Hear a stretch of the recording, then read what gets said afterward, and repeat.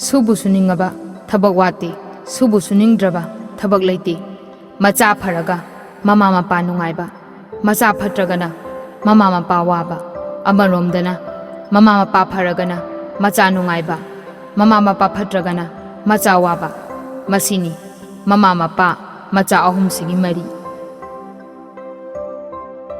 mathau pandaba midi mahi pandaba haipalni nangna lona tawriba phattaba thabakto nangbu khangendana kanagumba amana nangbu senaduna leiri haibase nangna matam chuppada kawroidabani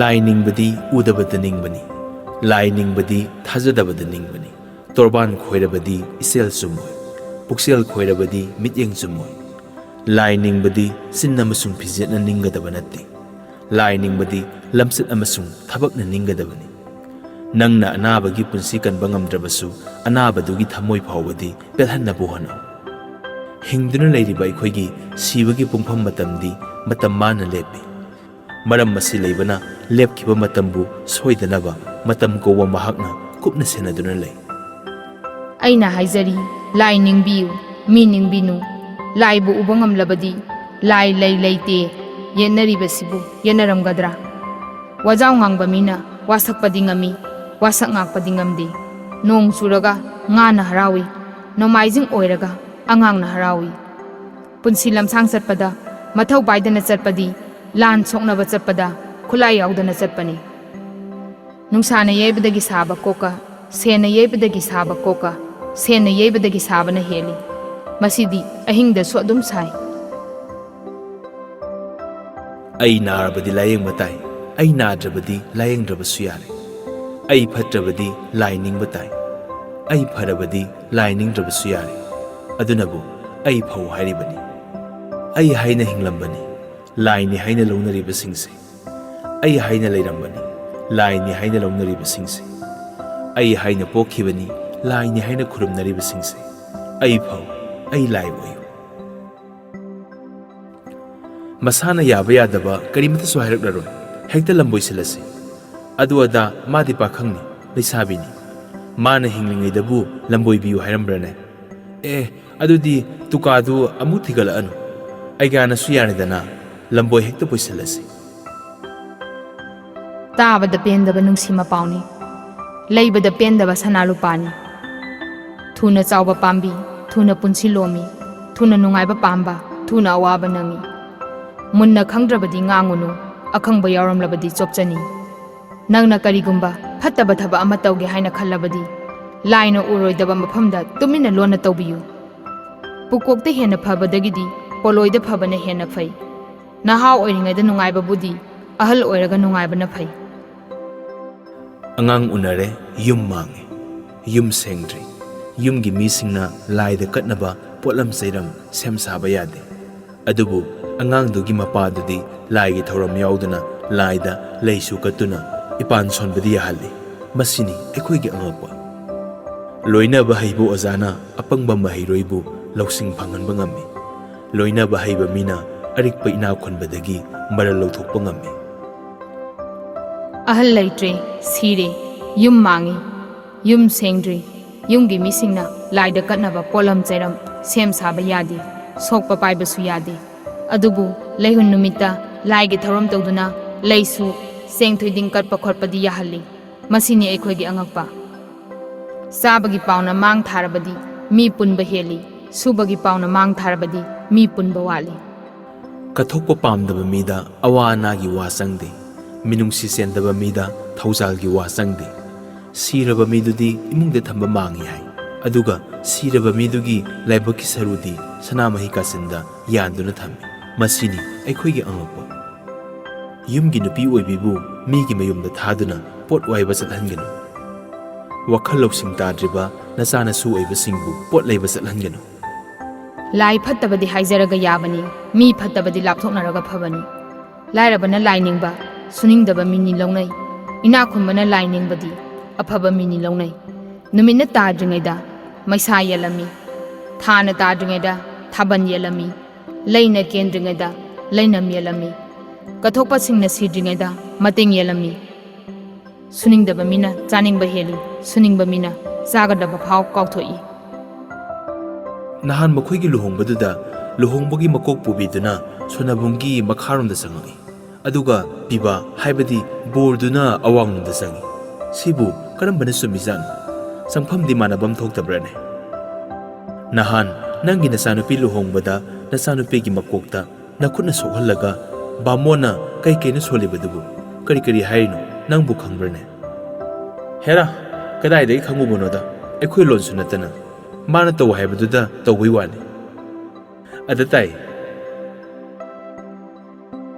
lalurabadi haijabalai usiludrabadi haijabalui miduna ngangiba isaidudagi miduna setliba fijetudagi midugi pukning wakhal khara makhaidi khangba ngami haujiki matamda famjau paiba angamba senjau paiba inakhunba nungaina tumba phangde achauba leiba imunggi mi kaya usitte sel paiba imunggi mi kaya thawoide masagi pukning wakhalbu warakpa ngamlaba midudi afaba mi oirabani punsi mai paklabani radio gi laisol isai tabada ngawi nungai ingna tapna sai sagai gi mauni khangdabara saw karigi khongli basi radha radha haina leingamdari ayon gi yumda khonglaranu saw nangi basi khanbada ngawi dhanda tawriba moong sibu karino radha sibu kanada luhongki bazala krishna da hongki bazala ayon da hongki bazala nangna mi amabu mayungi mi khangna hauduna puba thoklabadi nangna mi adubu mayungi mi khangna amuk hana thinjalama nataduna mayum yawdringai marakta thadoktuna thamlamabadi phadanungda thoklabadi nangina thakta tagani khang korong numit leiramdrabadi amam angan khairamloi amam angan su khairamdrabadi nang aisu leiramoi taibang pan asi su leiramoi kari leibage su khanglamloi maram asi leibana ahal laman khibikna ayuk nganna yahorakpada nongpok maikai onduna mit sangtrik yengjaraga amam angan khaibiriba taibang mapu mahapu kokno na khurumnari maram chachumba mina matam chana haugani matam chana tungani matam chana chagani maram chachumdaba midi matam chana yahoroi matam chana tumloi matam chana charoi utinna masinjak thiba thorokpada tapna khak chatte nomba kanba mina thabak chatpa matamda tapna khak chatte lairik laisu kayadana mai padi min uba laini hairi adubu isai sakpa kharanadi asi anagi thorom bangdokpada ima ipa sagai natai aremba ngaktani sakni kanai wabu lawdorino khangde migi imung sangbada khongup lawthoklaga sang imung dugi mina nungsigani nathak thongbaga unabada nangna hana kau khurum miduna nangbu nungsigani athanba punda haijanbagi mahut ahangba punda haijanbana chungani saba phangiba mida pijabagi mahut saba phangjadaba mida pijabana chungani ibungo Nabakishore naho imagi sahigi kumonda lukkat kani haibadubu lai puraga lauro haima aigabu lai porakpa ngamgadrane hai angawbasidi aikhoi laisangdagi Gaurachandra Mahaprabhudunine adudi poraktrabasu yare aikhoi imagisu asaba saktam leijai aina kachagadoribasisu imadani aduda dum kacharage yaida adu oirasu kaideda sel khara sili isanupa amagi maru kokpara langhing thabara amana keri makhoi hairagana jaiga haibra kaino amadi tawdaba yadre sak oina tawge nga su yohange saramdai ge su angang bara ngobara asang bara thorang tawsilaga loi potpang khara yamna sauna puraknaba sebau su khara yamna namge nomaising namita tawge mi khara yamna laknaba kanade aika gopal unarurage hauna lonchat munna khangdaba mina ai satsarage haide ai lengjarage hai nangna mahele chatlagana nangondagi henba thengnabani nangna matole chatlagana nangondagi tonthaba thengnabani mitomna yumda changlaklabasu khongdaba hui leibani mina thina charaklabasu khumdaba mi leibani adumak oidunasu makhoibu usitabadi langani yengune Nabakishore sida yoliba laise Krishna ga leminariba nupisibu Radha haibadu natrane adu kaidorage aina haibadi Radha sibu ayongi nupini ga haidaine khangdreda adu yoradi aiga Gopalda hanguro. Mi masana nokpa taningdi, isana kappa taningi. Leiba phangba poti mangkhrabasu leiba yai. Leiba phangdaba poti manghandanabu hanaba tai. Adunani matam manghangenu hairiba. Mama oibigi punsida pirang anirak sinthai. Pirang amana masanupi satkibagi nimitta. Pirang amana masanupa mamaugi oikiba nimitta. Lan soknaba matamda lan mi oiba khudimaki asauba langpham amani. Angang unaba matamda mama oibi khudimaki asauba langpham amani. Lai na semba lai mi na semba lai sel.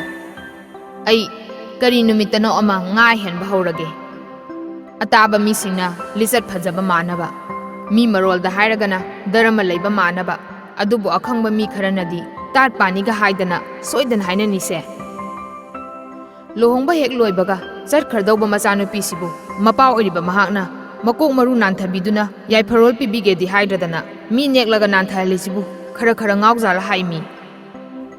Aiga ai mangi amukta sengdokpiuba. Hai angawba sidi mibu mangba leibrane. Salu sengna irujathoso aduni sengdokpa haido. Nupi lonba nupadi oidaba soidana ngangani. Maram chachumdaba nupidi oidaba soidana ngangani. Bot lepa midi oidaba soidana ngangani. Aphabaga phattabaga punna leiminaba tarabasu aphabadi adum phagani. Phattabadi adum pharu. Yengo kangkhul amagi manungda suga nomangkhaga thaminarabasu sudi adum thongani. Nomangkhadi adum khagani. Saba thapa loiraba matungda pukhamda makhut masa hamjan nganba midi migi awana ugandaba mini masagi nungainaba ta khanganba mini. Thabak phajana tawraga aroiba poloiba phajandrabadi injang phajana thonglaga thum thau dabaga amani. Numit kawba mahakna maset mangai yenthokduna thawai panba singbu hinganbibadagi mabu pumnamakna khoiramnari nangsu numiki matawgum nangi angamba pangkhaida miyangi yaiphanaba kathoklabadi nangbu sum yamna sonani. Ai phagi ningu ai fau ai lai oihalo. Aruba ising yawba saphudagi aruba ising tarakani. Phajaba puksel chenba midagi phajaba khonthok tholakani. Anaiba ising yawba saphudagi anaiba ising tarakani. Phattaba puksel chenba midagi phattaba khonthok tholakani.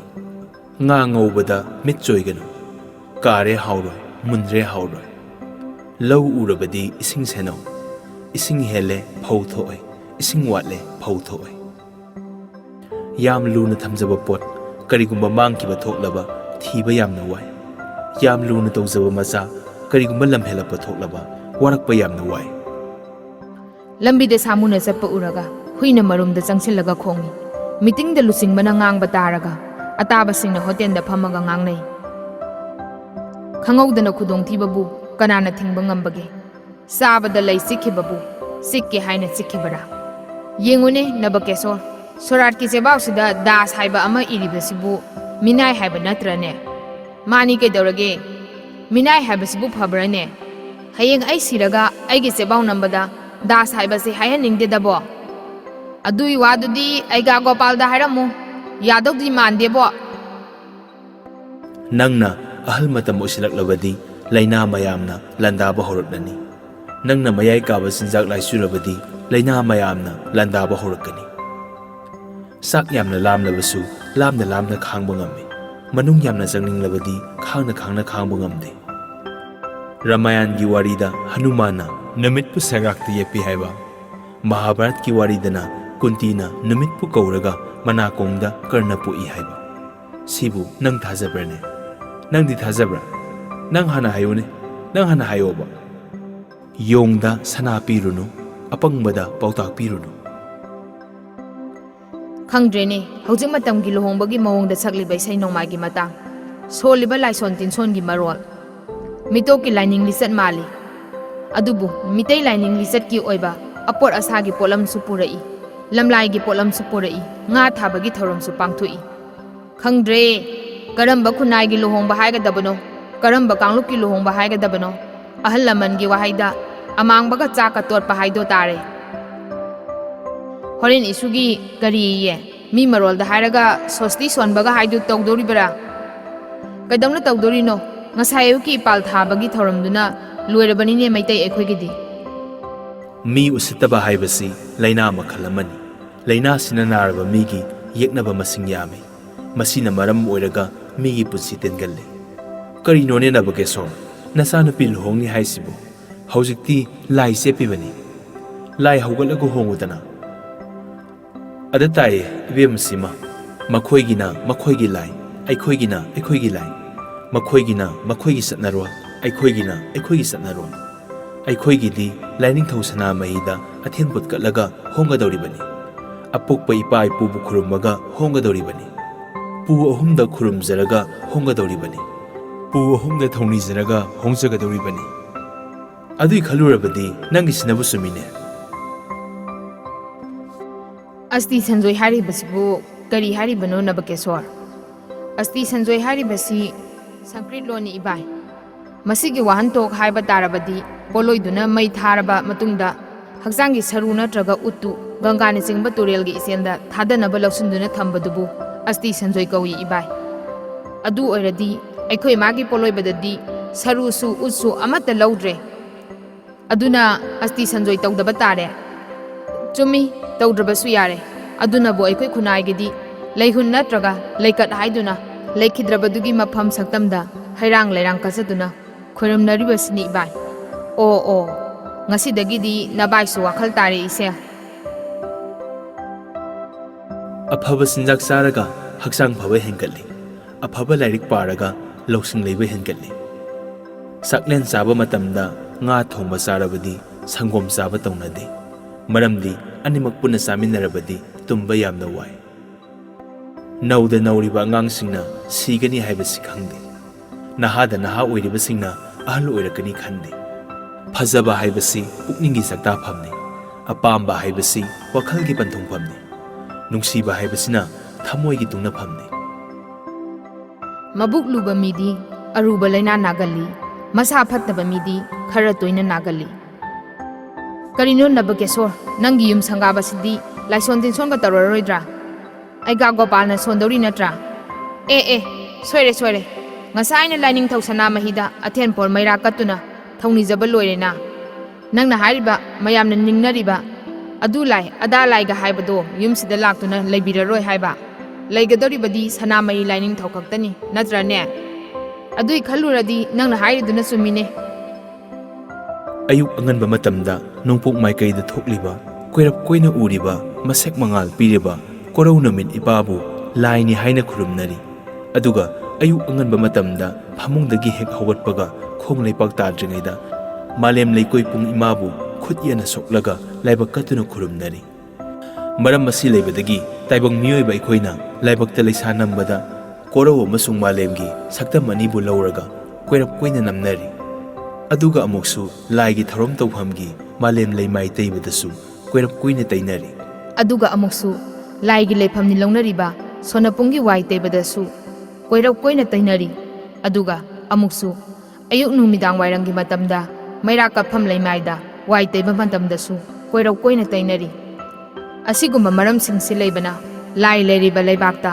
malem leisa nambadasu koirap koina namnaribani haujing matamgi chanabida mi leitabagi hangba changba matamda soratki isaibu kanana saktorige haibase changiba singna hekta hangnai adudagi isai nungairagana sorat nungai hainai isai nungaitragana sorat nungaite hainai hairisinadi sorat hairisibu isai tawrisira isai tawdrabadi sorat kawraroidra haibadi isai tawbasina sorat oiradi leikidabadugi mafamda haikat leikat tamdrabasu yarabra aduga amana laisam Nabakishore khoigidi mama mapa leikidaba matamda isaiga mata tawkide mama mapagi mafamda haikat leikat tawraga leikidabagi thoram pangthoki makhoigidubu sorat sonde haidoribra numidang saklen chabada uti thongba chanade aduga numidangi matamda sangom afamba chanade maramdi uti amasung sangom afamba numidang chabada tumba wai pambina mana khuijilaklabadi pambi du siba horaklabani mina mawun khuijilaklabadi mi du siba horaklabani tabikhriba warol sing asi adom da kari phawbibage comment tawbiramu yabiningagana like nambiramu kanagumba adonga naknabasingda tahaningagana share tawbiramu